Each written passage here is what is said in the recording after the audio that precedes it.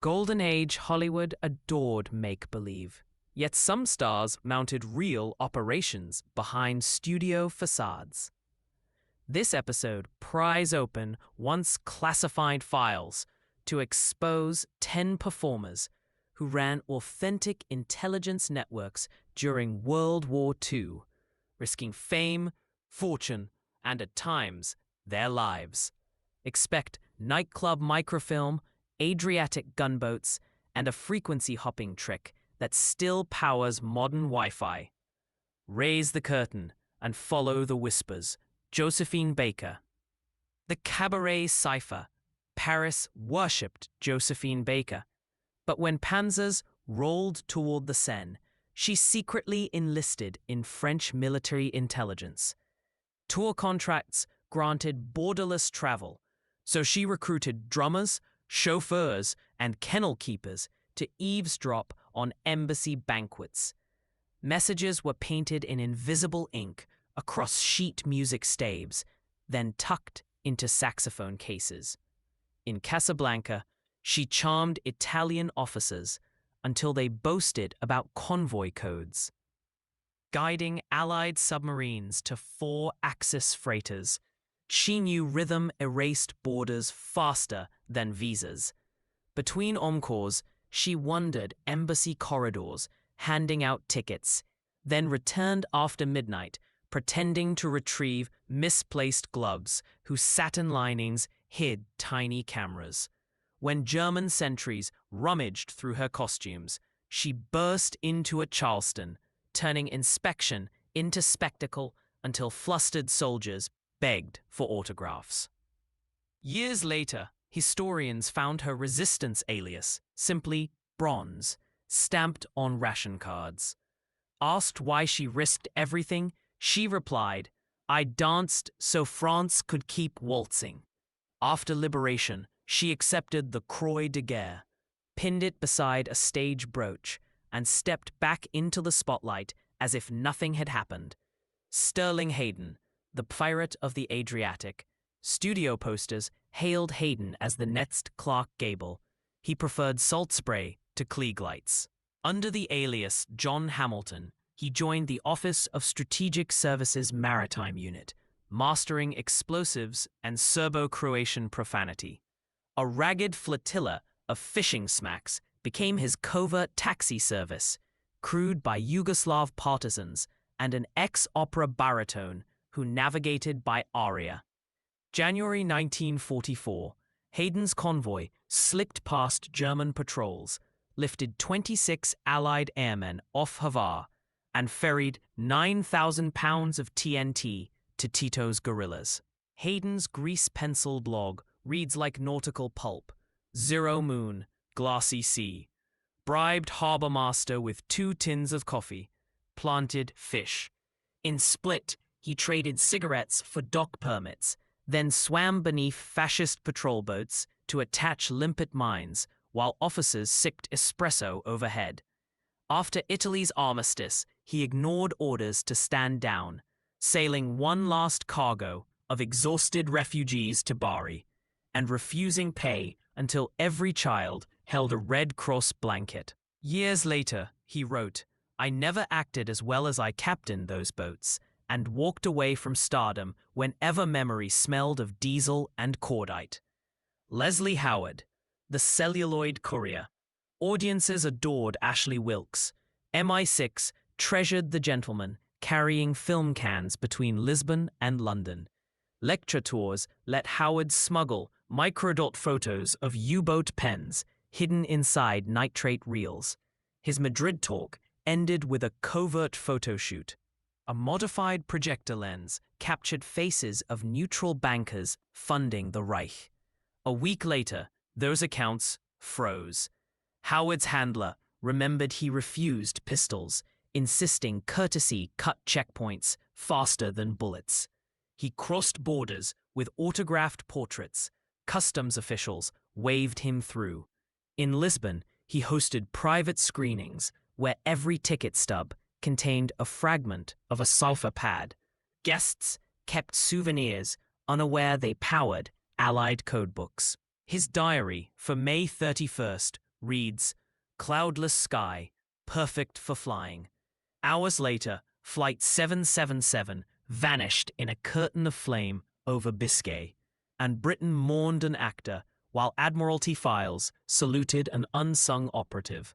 Cary Grant, the charming counter-spy, debonair on screen, Grant moonlighted for British security coordination in Rockefeller Center. Cocktail hours became interrogation salons.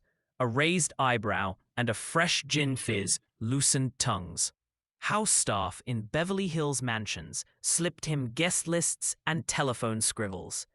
One tycoon plotted to launder Reich funds through a fake film distributor. Grant copied check stubs by sliding carbon sheets beneath menu cards. The studio believed his shorthand lessons prepared for a courtroom role. In truth, he practiced transcribing tapped calls before the line went dead. Leaving parties, he announced a late consult with Mr. Hitchcock. Code for depositing microfilm inside a hollow garden gnome near his pool. Critics hailed his effortless charm. He told Intrepid, "Effortless? Try mastering 4 dialects of deceit between lunch and cocktails." The FBI crushed the laundering scheme, and Grant filed his final report, signing it with a flourish no camera ever captured. Greta Garbo, the reluctant recruiter. The Swedish Sphinx had retired, guarding privacy like a vault. When Lord Victor Rothschild asked her to listen in Stockholm's neutral salons, she glided through ice-lit soirees where German officers relaxed, harvesting Baltic shipping timetables and whispers of dissent. A first-edition Goethe hid microfilm in its hollow spine. She gifted it to a Gestapo liaison who shelved the treasure. Unaware, secrets pressed his shoulder each dawn. Columnists mistook her distant smile for melancholy. She attended skating galas where officers bragged in German she feigned not to understand, though she had mastered the language, filming silent classics. Fishermen ferried tins of beluga to Helsinki. Inside rested folding transmitters for Finnish signal troops, jamming Luftwaffe chatter. After each exchange, she wandered pine forests, murmuring Ibsen lines about the duty of the strong to shield the weak. Her network's October 1942 alert freed dozens of Danish Jews hours before a Gestapo sweep, and Garbo vanished once more into legend, choosing silence over applause. Marlene Dietrich, the frontline provocateur. Dietrich renounced Hitler early, then demanded dangerous work from OSS chief David Bruce. Touring with the United Service Organizations, she turned her band into cipher clerks. Between torch songs, she hosted autograph queues that doubled as soft interrogations. A thigh-strapped notebook coated with dissolvable shellac captured radio grids and supply grumbles. A splash of coffee erased evidence. Her diary smells of trench Java and stage powder. She sang Lily Marlene in German, drawing POW tears, then crooned in English for Allied wounded lying meters away. One frozen dawn, she wormed beneath a stalled ambulance. Rescuing field orders moments before it erupted, she reapplied lipstick with trembling fingers and stepped on stage, declaring the show must go on. During the Battle of the Bulge, she coaxed a captured radio man into sketching fallback lines for the 116th Panzer Division, information that let Allied artillery pre-sight advancing armor. She accepted the Medal of Freedom, yet joked she preferred a foot massage under Rye Manhattan. Noël Coward, the society spider, playwright, pianist, and cocktail virtuoso, Coward spun gossip into geometry. While staging revues in Singapore or Buenos Aires, he mapped champagne circuits. Concierges, couturiers, columnists. Each confidant memorized one paragraph. Only Coward owned the full script. His Gerald Road flat concealed a mahogany cabinet that swung aside to reveal a wireless tuned to an outlaw frequency called chrysanthemum. At midnight, he broadcast coded gossip like a variety host, modulating pitch to mark punctuation. During a Zurich fundraiser, German steel barons, softened by vintage bubbles, bragged about tank quotas. Coward scratched figures onto a menu, humming Mad Dogs and Englishmen. A colonel once asked if he feared torture. Coward sipped brandy and purred, "My dear, critics have skinned me alive. Gestapo amateurs use blunter knives." Churchill later sent him a thank you note that read simply, "Encore." Hedy Lamarr, the frequency phantom. Publicists worshipped her face. Naval intelligence prized her mind. Evenings in Benedict Canyon, she hosted émigré scientists over sachertorti, sketching circuitry on linen napkins. Together, they designed a frequency-hopping guidance system using a player piano roll to change channels 88 times per second, foiling torpedo jammers. Patent clerks balked until she set a cigar box transmitter beside a parlor piano, played ragtime, and watched the signal hop in sync with each key. Admirals stalled, so she pledged all war bond proceeds to fund trials, shaming them into action.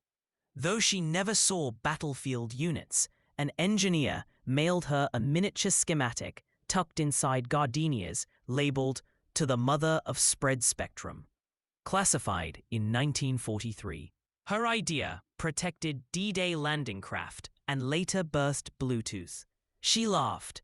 "I gave them melody. They arranged the orchestra." Christopher Lee, the gentleman executioner. Before capes and fangs, Lee mastered languages and saber drill. He joined the Royal Air Force, then vanished into Special Operations Executive, Jedburgh teams, parachuting into Italy's Apennines. He led raids with partisans, smugglers, and a defrocked priest radio man. Carrying a silver-topped cane, whose hollow shaft hid demolition charts. Villagers called him Il Fantasma Gentile, the gentle ghost, for paying with Allied scrip and a courteous bow. One stormy night, he recited Dante over Morse taps, his baritone weaving poetry while rain hammered tin shingles. After blowing a bridge, he mailed a single plum to his sister. Analysts recognized the fruit's unusual heft signaled success. Reflecting later, he said only, "Some secrets prefer the dark." Errol Flynn, the Caribbean reconnaissance. Swashbuckling on screen, Flynn captained the schooner Zaka off-set. British liaison Ian Fleming needed eyes on Vichy-held Martinique. Posing as travelogue host, Flynn sailed with 3 French radiomen and a floating darkroom. Zaka's saloon doubled as poker pit and intel shop. Flynn lost chips but won shipping manifests. Colonial officers begged for another round. He dealt marked cards whose backs hid microscopic Morse dots, spelling fleet schedules. Divers in prop house wetsuits photographed U-boats under Fort de France wharves, negatives cured in rum bottles. During lulls, he drilled sword routines with mop handles, claiming choreography kept muscles battle-ready. His final log reads, "Picture-wrapped, enemy bought every scene," and Allied planners cited the images to justify a blockade that tipped the colony toward de Gaulle. Celebrity luggage proved the perfect Trojan horse. Dietrich's makeup kit hid a lipstick pistol firing a single .22 caliber round. Baker's kennel bag carried ampules of jasmine-scented invisible ink. Hayden smoked encoded messages written on rice paper cigarettes. Lamarr's piano roll thrummed like a mechanical bee behind vanity mirrors. Coward toyed with an unused exploding fountain pen, but decided audiences were more useful alive. Even the mundane turned lethal. A powder compact flashed heliograph signals to high-flying reconnaissance planes. A silk scarf soaked in brandy, revealed a map of the Brenner Pass. Hayden's pipe bowl unscrewed for microfilm, while Dietrich's garter buckle doubled as a lockpick. Intelligence chiefs joked that Hollywood costumers outdesigned the quartermaster corps, proving style turns strategic when survival depends on misdirection. Picture Baker's cheetah pacing a customs platform, Hayden's trawlers slicing moonlit surf, Howard's projector whirring inside a smoke-filled lecture hall, Grant's eyebrow arching over a treacherous toast, Garbo's hollow book brooding on a Nazi shelf, Dietrich's notebook dissolving into mud-brown coffee, Coward's menu curling under candle wax, Lamarr's piano roll spinning like a carousel, Lee's cane glinting beside shattered rails, and Flynn's rum bottle clinking with wet negatives. These snapshots flash like a strobe, then fade. History often credits generals, yet these covert performers prove victory can hinge on a well-timed joke, a lipstick kiss, or a piano key. Their tales blur stagecraft and statecraft, revealing that the greatest special effect is courage disguised as charisma. Somewhere, a forgotten microphone clicks off, a spotlight cools, and the world keeps turning because someone used fame as a weapon sharper than any bayonet. Hollywood boasts that the camera never blinks. Yet during the Second World War, these artists stared back at tyranny and refused to flinch. Next time you watch a black and white classic, look into their eyes. You may glimpse the glint of a codebook, a coastline, or a convoy sliding under midnight waves. Stay alert, stay curious, and keep the reel of history spinning forward always. If their secret history surprised you, tap subscribe, ring the bell for new briefings, and share which undercover legend deserves a full-length spotlight. Until then, keep your wits sharp and your passport close.